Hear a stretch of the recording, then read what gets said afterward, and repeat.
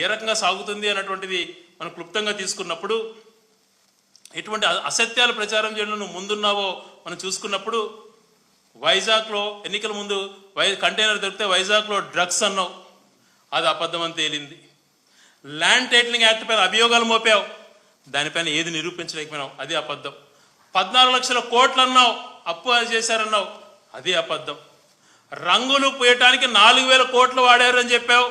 పవన్ కళ్యాణ్ గారే దాన్ని అసెంబ్లీలో లేచి కేవలం 100 కోట్లే మాత్రమే అన్నటువంటిది జరిగింది. 4,000 కోట్లు దుష్ప్రచారం, తప్పుడే ప్రచారం. 30,000 మంది అమ్మాయిలు హ్యూమన్ ట్రాఫిక్ అయినారు అన్నారు, అది అబద్ధం. నిజయకవర్గంలో 500 మంది యువతకు 10 లక్షలు ఇస్తారన్నారు, అది అబద్ధం. చిరంజీవి గారితో దండం పెట్టించుకున్నారు అన్నారు, అది అబద్ధం. సీనియర్ నటులైనటువంటి మహేష్ బాబు, ప్రభాస్ లాంటి వ్యక్తులను అవమానపరిచారు అని అన్నాడు, అది అబద్ధం. రాష్ట్రం శ్రీలంక అవుతుంది అన్నాడు, అది అబద్ధం.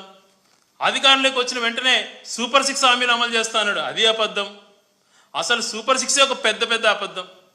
జగన్ గారు 1,00,000 కోట్లు అని చెప్పి మాట్లాడారు, అది పెద్ద అబద్ధం.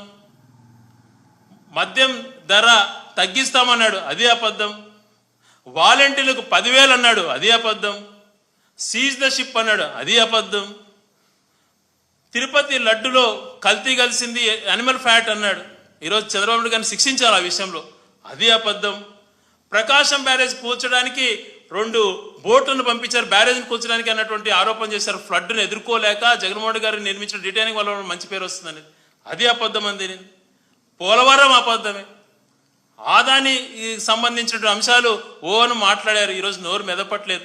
మీకు ధైర్యం ఉంటే ఏదైతే జగన్మోహన్ రెడ్డి గారు రాష్ట్రానికి ఉపయోగపడే విధంగా, రైతాంగానికి ఉపయోగపడే విధంగా అత్యంత చౌకగా ₹2.49 ఒప్పందం చేసుకున్నాడు, మీకు ధైర్యం ఉంటే అంతకన్నా తక్కువ చేసి చూపించండి అనే మాటకు సమాధానం లేదు.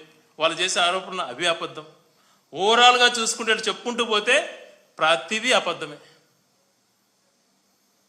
ఇలాంటి పరిపాలన మీరు చేస్తూ నిత్యం విషం చిమ్మేటువంటి పరిస్థితులు ఎందుకు తీసుకొస్తారు?